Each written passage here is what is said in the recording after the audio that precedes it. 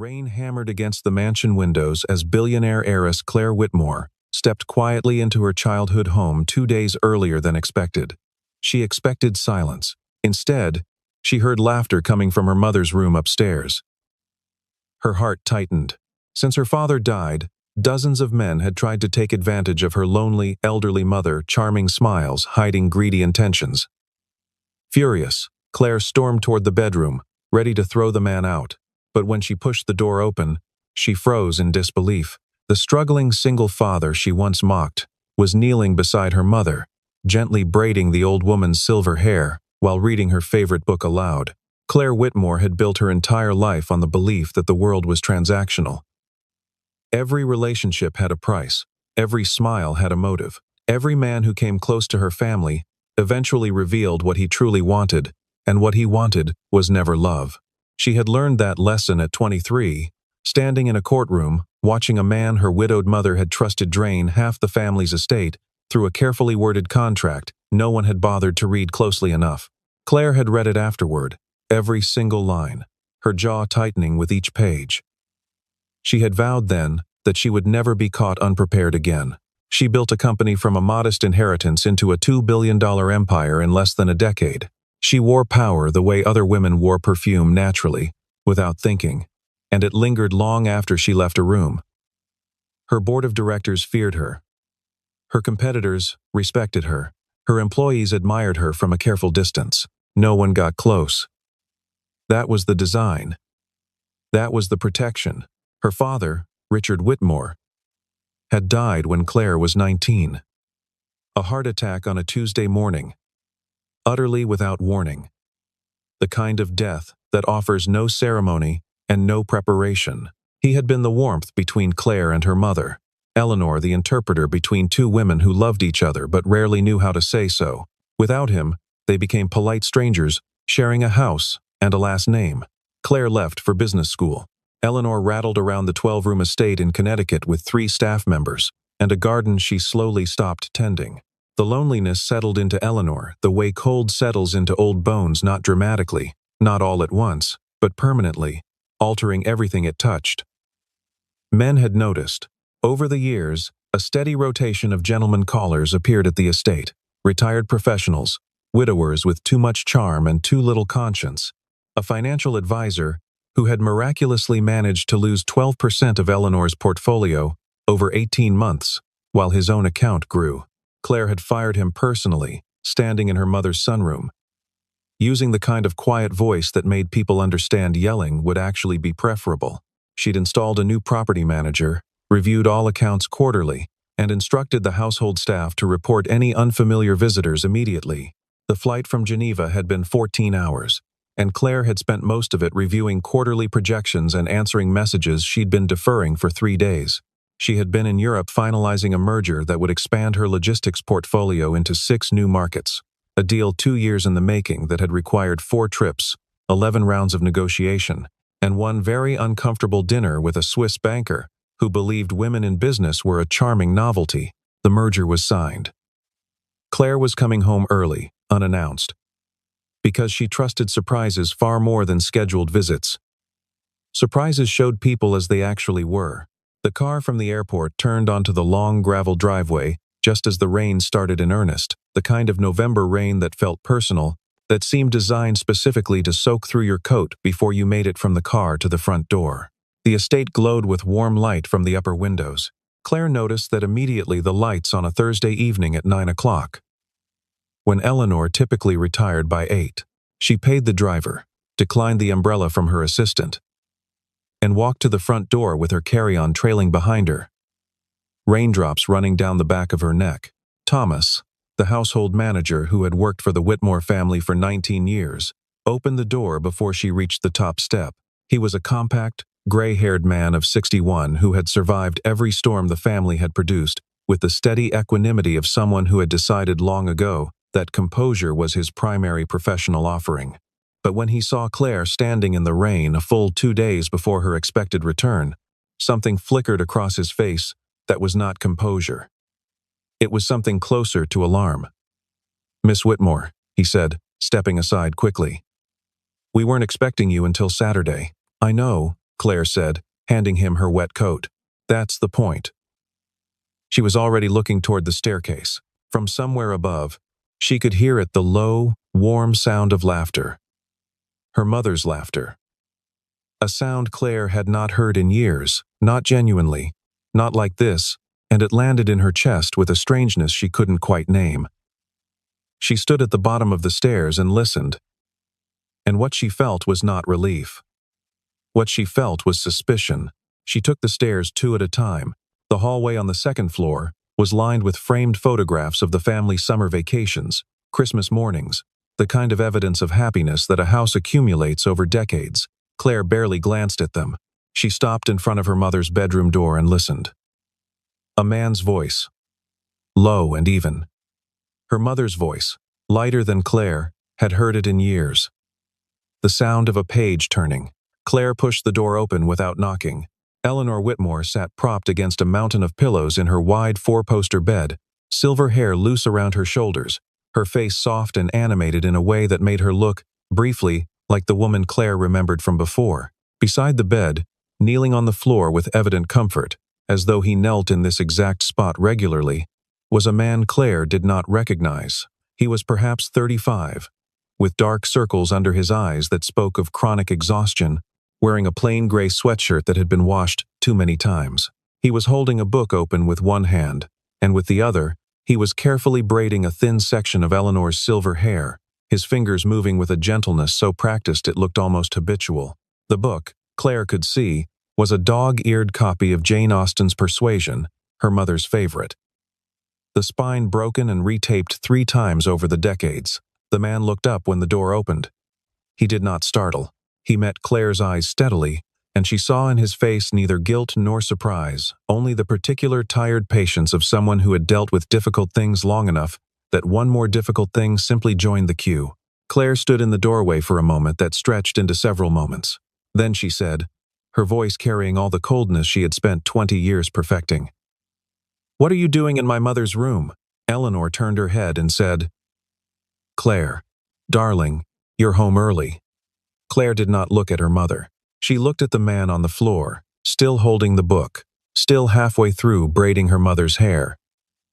And she asked the question that had been the organizing principle of her adult life, the question she asked every new presence that appeared near the people and things she was protecting. Her voice was quiet. It was always quieter when she was most serious. "What are you planning to take from my mother?" His name was Daniel Hartley. And he did not answer her question right away. He placed the book carefully face down on the nightstand, finished the small section of braid he had been working on with the focused patience of a man who believed a thing worth starting was worth finishing, and then he stood up from the floor in the slow, careful way of someone whose knees hurt at the end of long days. He was not tall. He was the kind of man who occupied exactly as much space as he needed, and no more, which Claire found, unexpectedly, more unsettling than bluster would have been. He said, "Nothing," and then he said good night to Eleanor, who patted his hand, and he walked past Claire in the doorway with the quiet of a man who had decided, long before this particular evening, that he was not going to be made to feel small in a place where he had only ever tried to be useful. Claire stepped aside. She watched him go down the hallway. She turned back to her mother, who was looking at her with an expression Claire had not seen in years, a kind of patient disappointment. The look of a woman who had hoped for better, and was not entirely surprised to be disappointed. The report from the private investigator Claire hired the next morning took 48 hours to compile. In that time, she learned the following about Daniel Hartley. He was 34 years old, the sole parent of a 6-year-old daughter named Lily, and the widower of a woman named Sarah, who had died of a pulmonary embolism 18 months after Lily was born. He currently held 3 jobs simultaneously: part-time work at a hardware store, freelance carpentry contracts through an app, and weekend shifts at a family diner 3 miles from the Whitmore estate. He had a degree in architecture from a state university that he had not used professionally in 4 years, not since Sarah's illness had consumed their savings, and then her life, and then his career prospects in roughly that order. He rented half of a duplex on the east side of town for $940 a month. He drove a 2008 Toyota Camry with a cracked rear windshield. He had no criminal record, no history of civil litigation, no outstanding warrants.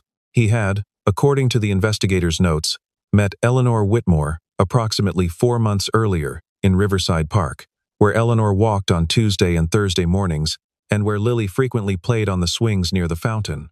Eleanor had given Lily a piece of butterscotch candy from her coat pocket. Lily had apparently decided on the basis of this transaction that Eleanor was the best person in the park and had conducted subsequent conversations with her accordingly. Daniel had been polite, then friendly. Then, as Eleanor increasingly appeared at the park alone, and sometimes confused about how to get home quietly helpful, the last line of the investigator's report read, "Subject is currently carrying approximately $62,000 in debt, primarily medical." Claire read that line 3 times. She set the report on her desk, pressed her fingers together, and stared out the window at the garden, where her mother was walking slowly along the stone path with Thomas at her elbow, the two of them moving at the careful pace Eleanor required now on cold mornings when her joints were stiff. Claire thought about the $62,000. She thought about the 3 jobs. She thought about the 8-year-old Toyota with the cracked windshield. She had been right, she told herself. A man that desperate, circling a wealthy woman with early memory problems, the conclusion was obvious. The math was obvious. The motive was obvious. She called her attorney and asked him to prepare a document, a straightforward arrangement, a sum of money, the amount to be negotiated, in exchange for Daniel Hartley removing himself permanently from Eleanor Whitmore's life. Claire had done this before. It was unpleasant and necessary, and usually effective. She expected this to be simple. She arranged to meet him at the estate on Saturday morning. She had Thomas show him into the small study off the entrance hall, not the formal parlor, not the warm sitting room where Eleanor received people she liked, but the study, which was functional and slightly cold, and communicated, by its very plainness, that this was a business conversation and not a social one. Daniel came in wearing the same gray sweatshirt, or one exactly like it, and he sat down across from Claire's desk without being asked, with the posture of a man who had sat across from authority often enough to have stopped being impressed by it. Claire slid the envelope across the desk. She watched him open it, look at the number, and look up at her. "I need you to understand," Claire said, "that this is a generous offer, and that I don't intend to negotiate. My mother is a vulnerable woman, and your continued presence in her life represents a risk I'm not willing to accept." Daniel looked at the number again. He set the envelope back on the desk. "No," he said. Claire had not been told no, in a business context, in approximately 4 years. She felt the word land somewhere in her chest where it did not belong. "Excuse me?" "No," he said again, with the same absolute absence of drama. "I'm not taking money to stop being kind to an old woman who needs company. That's not something I'm willing to do." Claire leaned back in her chair and studied him the way she studied everything that did not behave predictably with complete attention. "Then what do you want?" she asked. "Nothing from you," he said. He stood up, picked up the envelope, set it carefully back in front of her, and left. She doubled the amount and had her attorney contact him formally. He did not respond. She had Thomas monitor Eleanor's visitors more closely and noticed that Daniel came on Tuesday and Thursday afternoons, always for less than 90 minutes, always at times when Eleanor was typically most alert and most prone to anxiety if left without company. She began to notice other things too.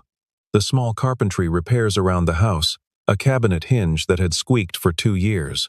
A cracked windowsill on the second landing had been quietly fixed. The kitchen staff mentioned that he sometimes brought groceries from a market across town that carried Eleanor's preferred brand of chamomile tea, which had become difficult to find locally. He never asked for anything. He never stayed long. He always left the house as he had found it, except for the small improvements that appeared like evidence of a different kind of motive than the one Claire had assigned him. Then she saw him at the hospital. She had gone on a Thursday to meet with her accountant at an office 2 blocks from Mercy General, and she had taken the wrong exit from the parking garage and come out near the pediatric entrance, and there he was, Daniel, sitting in a plastic chair in the hallway outside a treatment room, still in the clothes he'd been wearing when he presumably arrived, head tilted back against the wall. Asleep. Not the light, performative sleep of someone playing at exhaustion. The deep, helpless sleep of someone who had been running on empty for so long that their body had simply surrendered without asking permission. There was a paper cup of coffee on the floor beside his chair, long cold. His hands, even in sleep, were restless, opening and closing slowly, as though working through a problem.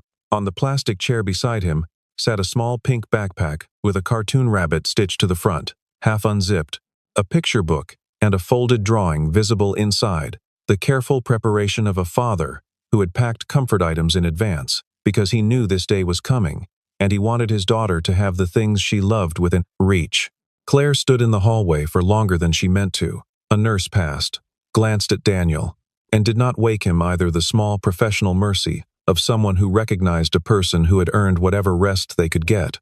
Claire was late for her appointment. She left without waking him, and she spent the rest of the afternoon sitting across from her accountant while an entirely different set of numbers ran through her head, not quarterly projections, not merger valuations, but the simple arithmetic of a man who worked 3 jobs and still could not make it add up. Eleanor told her on a Sunday evening, in the kitchen over tea, quietly and without preamble, the way she communicated things that she had been waiting a long time to say. The doctor had confirmed the diagnosis 8 months ago: early-stage cognitive decline. The slow theft of memory that began with small lapses and moved, over years or decades, towards something no one in this house was ready to contemplate. Eleanor had not told Claire immediately. She had told Thomas, who had told her that he would keep the information in confidence unless her safety required otherwise. And he had. Eleanor told Claire now because Claire was home, and because Claire was looking at Daniel the wrong way, and because Eleanor had spent 64 years observing people, and she recognized a misunderstanding when she was living inside one. "He has never asked me for a single thing," Eleanor said, holding her cup in both hands. "Not money, not favors, not introductions. He comes, he reads to me, he fixes the things I forget are broken. He makes sure I've taken my tablets. And then he goes home to that child." She paused. "I have watched many men approach this family looking for something. I know what that looks like, Claire. This is not what that looks like." Claire looked into her tea. "You're vulnerable," she said. "That's not a criticism. It's just I'm also not an idiot," Eleanor said, and her voice was gentle but final, the way it had always been when she was absolutely certain of something. "Not yet." The next morning, Claire asked Thomas privately what he had observed over the 4 months of Daniel's visits.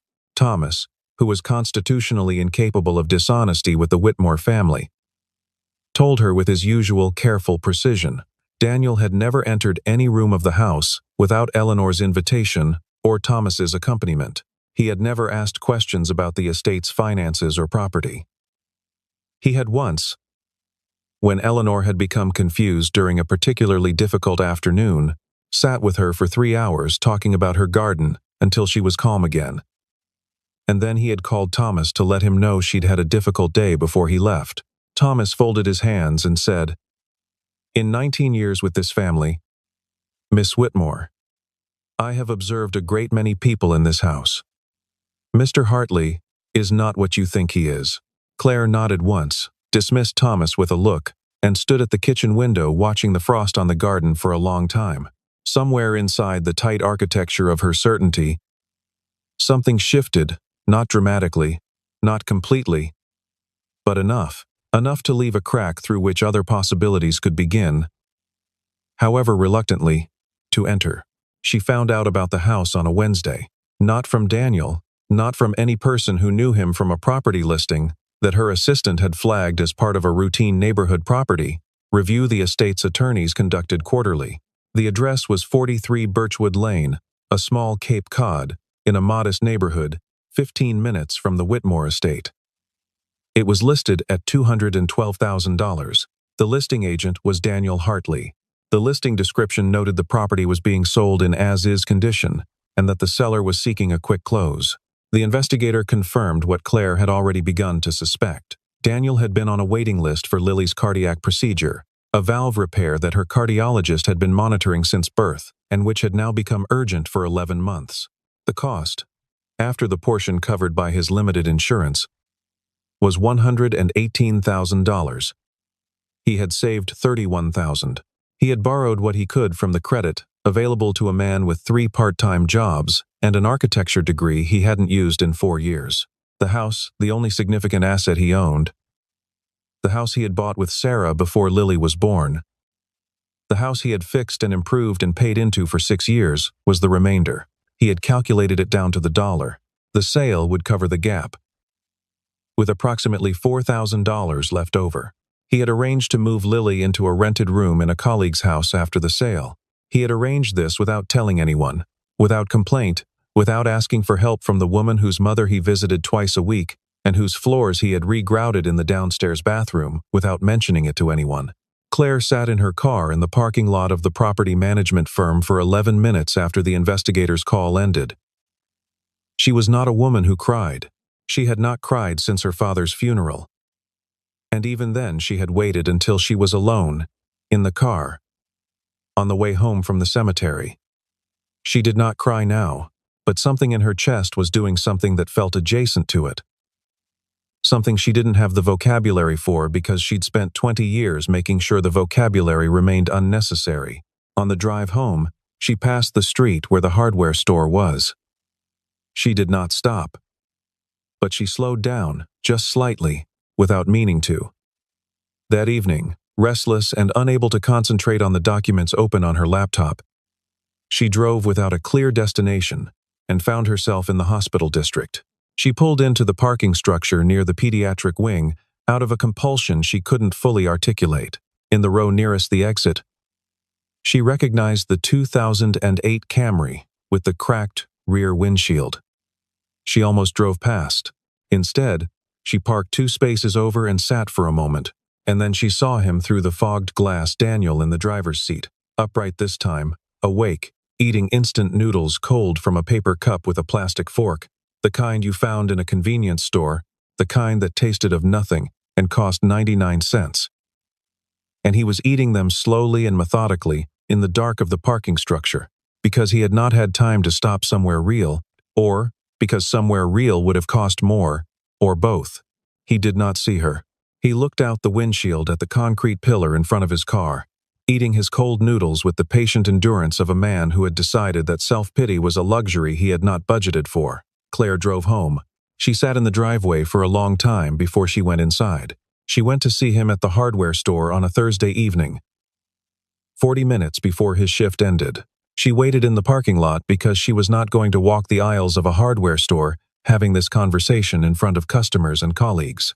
He came out at 7, saw her car, and stopped for a moment before he walked over and got in the passenger seat without being asked, because she was learning, a man who got on with things. She told him she knew about the house. He looked at the dashboard. She told him she wanted to pay for Lily's surgery. He was quiet for a moment. And then he said, with the same measured patience he brought to everything, "No." Claire pressed her eyes closed briefly. "Daniel," she said. And it was the first time she had used his first name, and she heard herself use it, and noted the way it felt different from Mr. Hartley, less armor, less distance. "I'm not doing this because I feel sorry for you. I'm doing this because you feel guilty," he said. Not unkindly, just accurately. The word landed. Claire looked at the windshield. Outside, the parking lot lights hummed orange in the dark. "Maybe," she said. He said, "People like you and I don't mean that as an insult. I mean people who have what you have. You solve things with money, because that's the tool you've got. I'm not a problem that needs solving." "She's a child," Claire said. Her voice was quieter than she meant it to be. "She's my child," he said. "And I'm handling it." He got out of the car. He walked across the parking lot toward the battered Camry without looking back. Claire sat in the parking lot until the hardware store's lights went out. 2 weeks later, Eleanor fainted in the upstairs hallway. Thomas found her and called Claire before he called the ambulance, which was the correct order of priority for a man who understood that Claire Whitmore needed to hear news firsthand, or she spent the subsequent hours certain that the truth was being managed. The ambulance arrived at the Whitmore estate at 2:17 in the afternoon on a Tuesday. Claire was in a board meeting when her phone lit up with Thomas's name, and she walked out of the room in the middle of a sentence, which she had never done before in 20 years of board meetings, and which caused the remaining board members to sit in uncomfortable silence for several minutes. She was at the hospital in 40 minutes. Eleanor was conscious, pale, and embarrassed by the fuss, and her cardiologist said it was a blood pressure episode consistent with her recent history and that she would need to be monitored overnight. Claire sat in the chair beside the hospital bed and held her mother's hand, which she could not recall doing since childhood, and tried to remember how to simply be present without managing or controlling or solving. She was not very good at it, but she was trying. Daniel arrived at the hospital at 4:30. He had learned from Lily, who had learned from Eleanor at the park 2 days earlier, that Eleanor's blood pressure had been giving her trouble, and he had apparently made a mental note and acted on it. He came in quietly, stood at the door, looked at Eleanor, and looked at Claire. "How is she?" he asked. "Stable," Claire said. He nodded. He found a second chair and pulled it to the other side of Eleanor's bed, without asking whether he was wanted, which Claire found she did not, in fact, mind. Eleanor opened her eyes and saw both of them and said, "Good, now I don't have to feel guilty about the fuss." They sat on opposite sides of Eleanor's bed for 2 hours while Eleanor drifted in and out of sleep. At some point, in the dim light of the hospital room, with the equipment humming softly and Eleanor's breathing slow and regular, Daniel said, without looking at Claire, "I know you were just trying to protect her." Claire looked at her mother's sleeping face. "I know," she said. "That doesn't mean I wasn't wrong." Neither of them said anything for a while. Outside the window, the city moved through its evening routines, indifferent and continuous. Daniel said, quietly, "Sarah, my wife. She used to say that I was too proud to let people in. She was right. I'm still working on it." Claire said nothing for a moment. Then she said, "I think I'm the opposite. I let people in, and then I find out what they want. And eventually you stop wanting to find out." "That sounds lonely," he said. "Yes," she said. It was the most honest word she had said to anyone in years. Eleanor woke up at 6, ate half a bowl of soup, and looked between the two of them with the serene satisfaction of a woman who had arranged something that she intended to claim no credit for. "Daniel," she said, "has Lily eaten?" He checked his phone, smiled slightly, the small, tight smile of a parent receiving a photo they had been waiting for. "Thomas is with her," he said. "At your house," he added, to Claire, which was information Claire had not been given and which produced in her an unexpected warmth, rather than the territorial alarm she might have expected. Eleanor patted her daughter's hand. "The thing I have always been most afraid of," she said to Claire, with the careful clarity she sometimes found in the evenings when her mind was sharp, "was never illness. It was watching you grow old and not know how to let anyone love you." Claire looked at the wall. She breathed. "I'm still learning," she said. The crisis at the company arrived the following Monday, and it arrived the way significant things tend to, not through a single dramatic event, but through the accumulation of smaller things that had been building while Claire's attention was elsewhere. A competitor had been circulating information in the financial press, partially true, partially extrapolated, entirely designed to destabilize, suggesting that Claire's logistics company was overextended in its European expansion, that the Swiss merger had been finalized on unfavorable terms, that 2 key board members were considering a vote of no confidence. By Wednesday, the company's shares had dropped 9%. By Thursday, Claire had received 3 calls from board members she had considered allies who were now using the careful, diplomatic language of people who were beginning to recalculate their positions. She managed the crisis from her home office with the mechanical efficiency of someone who had spent 20 years preparing for exactly this scenario. But the efficiency was covering something she had less practice managing, the particular exhaustion of fighting on every front simultaneously, of being strong for the company, and strong at the hospital, and strong for her mother, and strong in every room she entered, until she was sitting in her car outside the estate at 11 on a Thursday night, unable to make herself go inside. She didn't hear Daniel's car pull up. She heard the knock on her passenger window, and looked up to find him standing in the driveway, his breath visible in the cold air, carrying 2 paper cups of coffee from the diner 3 miles away. She rolled the window down. He handed her a cup. "Thomas texted," he said. She stared at the coffee. "You came here because Thomas texted you? He said you'd been sitting in the car for 40 minutes. Claire closed her eyes. She was aware that she was, in this moment, completely exhausted, completely stripped of the careful composure she had maintained for 2 decades, and being looked at by a man who was probably the least impressed by her money and her titles and her reputation of anyone she had ever encountered, and that this was somehow, inexplicably, the least threatening thing she had felt in years. "I don't know how to ask for help," she said. "I've noticed," he said. He got into the passenger seat without being asked, which was a habit of his that she realized, no longer finding presumptuous. They sat in the driveway with their coffee. And he told her about the time after Sarah died, when he had been so determined to handle everything alone that he had gone 3 months without telling anyone that he was struggling, until Lily had asked him why he looked so sad all the time. And the question from a 4-year-old had undone something in him that 3 months of willpower hadn't touched. "Lily came to see your mother yesterday," he said. "She drew her a picture of the garden." Claire turned to look at him. "She told me," she said. She said Lily called her Grandma Eleanor. Something moved across Daniel's face, something complicated, tender, and slightly undone.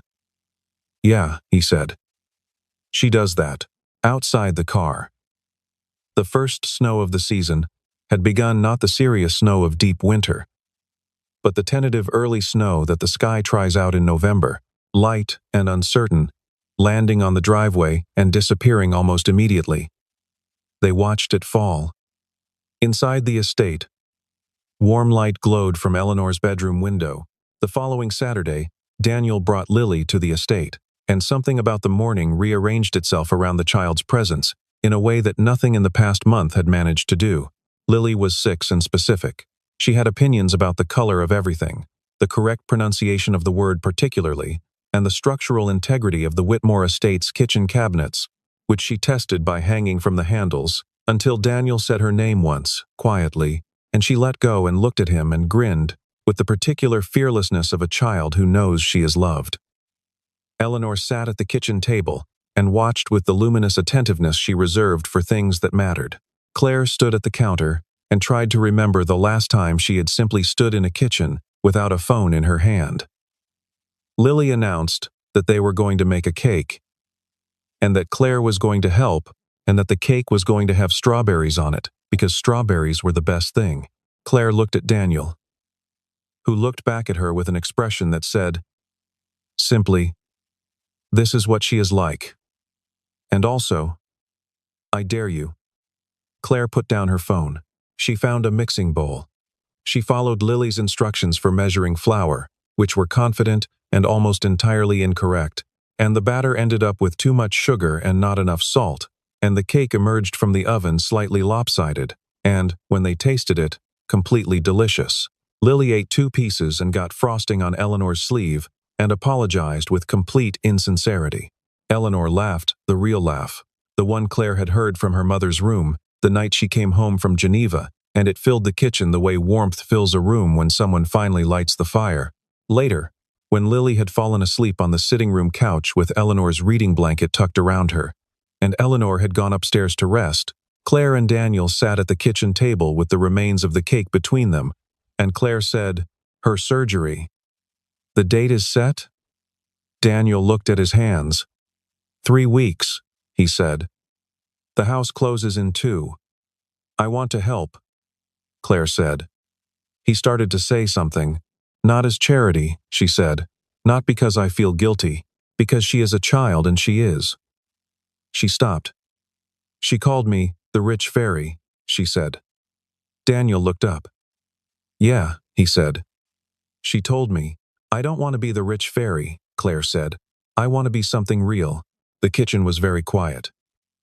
Outside, the snow had stopped, and the afternoon light fell through the window in long, cold lines across the table between them. Daniel was quiet for a long time. "Okay," he said. "The surgery was scheduled for a Tuesday." It was a cold morning, the sky white and heavy, the kind of morning that asks nothing of you except presence. Claire had driven Daniel and Lily to Mercy General at 6:30, Lily wearing a purple hat with a pom-pom that she had apparently selected with great deliberation the previous evening. In the hospital bay, before the nurses took Lily through the double doors, Lily grabbed Claire's hand with both of hers, the grip of a child who is slightly more afraid than she has let on, and said, "Will you be here when I wake up?" Claire looked at her.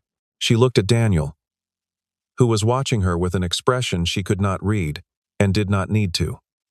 "Yes," Claire said. "I'll be right here." Lily studied her face for a moment with the evaluating seriousness of a very small child who has learned to read honesty, and then she nodded and let the nurses take her hand instead, and walked through the double doors with the purple pom-pom bouncing at the back of her hat. The waiting was 5 hours. Claire had never been good at waiting. She had spent 20 years converting waiting time into productive time.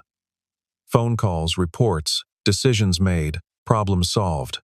She sat in the plastic chair outside the cardiac surgical suite and did not open her laptop and did not make phone calls and did not solve anything. She sat with Daniel, who had his elbows on his knees and his hands clasped and his eyes forward, and she understood for the first time that being present in difficulty was its own form of strength, not the strength of managing or controlling, but the strength of simply remaining. Eleanor had insisted on coming. She sat on Daniel's other side, small and upright in her good coat, her hand resting on his forearm, saying nothing. At some point in the 3rd hour, without planning it or thinking about it, Claire reached over and put her hand over Daniel's clasped hands, and he looked at her sideways and didn't say anything, and she didn't say anything, and they sat like that through the rest of the waiting. The surgeon came out at 12:40, with good news delivered in the measured, professional tone of someone who understood that measured tones were what families needed after 5 hours of fear. The procedure had gone well. Lily was in recovery. She would need rest and careful monitoring over the following weeks, but the prognosis was excellent. Daniel pressed his face into his hands and shook, just once, the full weight of months of carrying everything alone releasing in a single, involuntary motion. Eleanor put her arm around him. Claire looked at the wall and breathed and let the relief move through her like weather. She thought about the paperwork she had signed that morning before coming to the hospital, the documents her attorney had prepared, the holding structure, the investment in a business that would carry Daniel's name and not hers, and she felt, for perhaps the first time, that she had done something with money that had nothing to do with leverage or protection or the careful maintenance of distance. She had done something simply because it was the right size and shape to fit the moment. And the moment had mattered more than the strategy. They were allowed in to see Lily at 2 o'clock. She was small against the white pillows, drowsy from the anesthetic, the purple pom-pom hat sitting on the bedside table because the nurses had let her keep it close. She looked at Daniel for a long time with the unfocused tenderness of someone returning from a long way away. Then she looked at Claire. "You stayed," Lily said. Her voice was slow and a little rough. "I stayed," Claire said. Lily reached out a hand, not quite coordinated yet, and Claire took it, and they sat like that, Daniel on one side, Claire on the other. Eleanor in the chair by the window with her coat still on, watching her daughter hold a child's hand in a hospital room, and looking, very quietly, like someone whose longest worry had finally been answered. Lily came home Daniel's rented room in his colleague's house, temporarily 2 weeks before Christmas. She was smaller in convalescence than she had seemed before, and quieter. But her eyes retained their evaluating brightness, and she had strong opinions about the holiday decorations and where specifically the tinsel should go. Eleanor visited every Tuesday. Claire visited more often than she had announced she would, arriving with books, with strawberries, with the slightly awkward generosity of someone learning a new language and making grammatical errors and continuing anyway. She brought a second-hand set of watercolor paints once, because she had seen a box of broken crayons on Lily's windowsill and thought something better was warranted, and Lily had received them with the solemnity of an artist accepting a commission and had immediately painted Claire's portrait, which featured a woman in a tall black hat who was smiling with enormous teeth, and which Claire had taken home and placed on her desk at the company where she could see it during conference calls.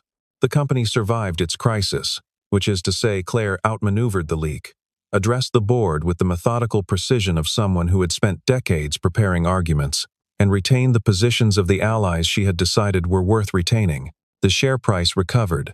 The merger proved, over the following quarter, to have been as strategically sound as she had always believed it to be.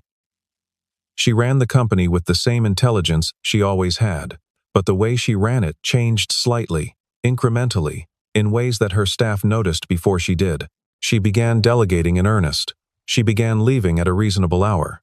She began asking questions in meetings rather than delivering conclusions.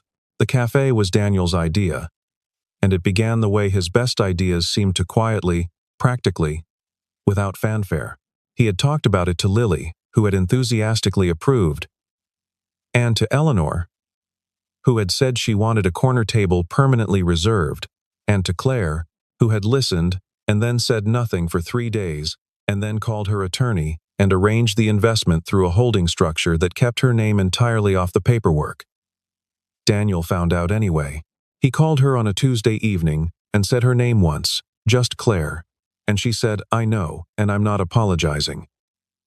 And there was a long pause, and then he said, "Thank you." It was the first time he had thanked her for anything. And it cost him something to say it. And she understood the cost. And she received it accordingly.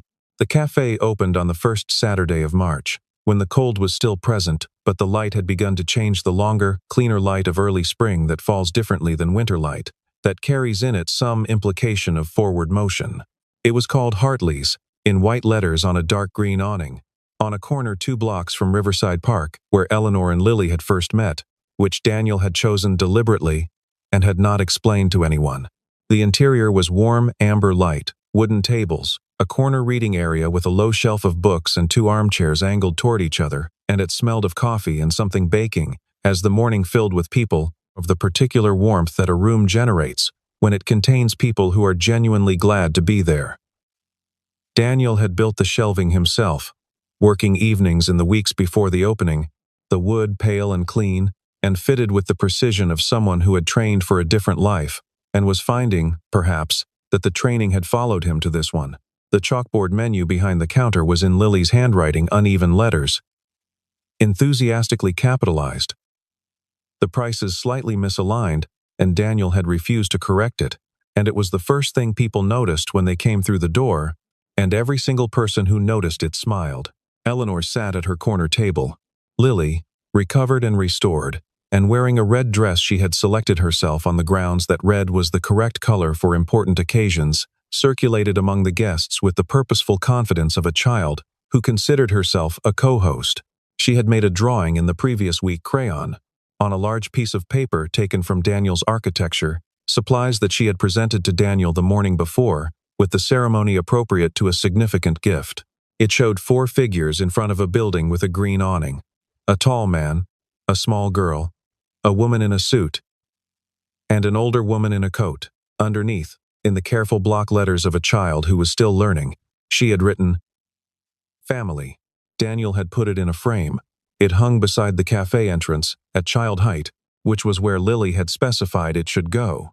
In the late morning, when the cafe was full and the coffee was running steadily, and Lily had found a child her own age among the guests, and was engaged in an elaborate negotiation about something involving the bookshelf, Claire found herself standing near the window with a cup of coffee she hadn't tasted yet, watching the street where the first suggestions of spring were visible, in the way people moved coats still on but unbuttoned, faces turning slightly upward, the collective unconscious recognition that the long cold was ending. Daniel came to stand beside her. He had flour on his sleeve from something that had happened in the kitchen an hour ago and had apparently not yet been addressed. He stood beside her and looked out at the same street she was looking at. Inside the cafe, Eleanor's laugh carried over the noise of the room, real, warm. The laugh that sounded like before. Lily shrieked with the pure, unqualified joy of a child at play. The amber light held everything. "This is good," Claire said, not to the room, not to the cafe, not to the morning, just to the air between them, which had, over the preceding months, become a different kind of space than it once was.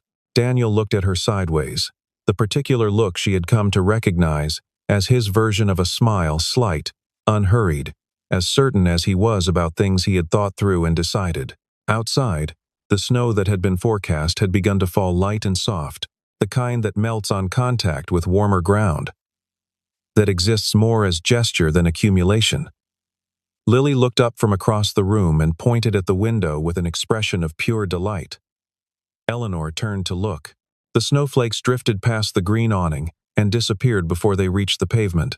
And inside the cafe the warmth held, and the light held, and the sound of the family held imperfect and assembled from unlikely parts, made of loss and stubbornness, and accumulated small kindnesses, and a child's drawing in a frame by the door. And whatever this was, whatever it was becoming, it was real. It was the most real thing in any room Claire Whitmore had occupied in 20 years of building things she could measure and defend and value in dollar amounts. She looked at the street, at the falling snow, at the green awning, at the small figure of Lily pressed to the window, with both hands flat on the glass. "Maybe," Claire said. And she was remembering the night in the rain, the open door, the man kneeling on the floor beside her mother's bed with a book, and a patience she had not understood yet. Maybe this is what home actually is. Daniel said nothing, but he did not move away from the window, and in the warmth of the room they had all, in their separate and wandering ways, somehow found their way toward. Eleanor Whitmore looked at her daughter and smiled the smile of a woman who had known something for a long time and was glad, finally, to see it known.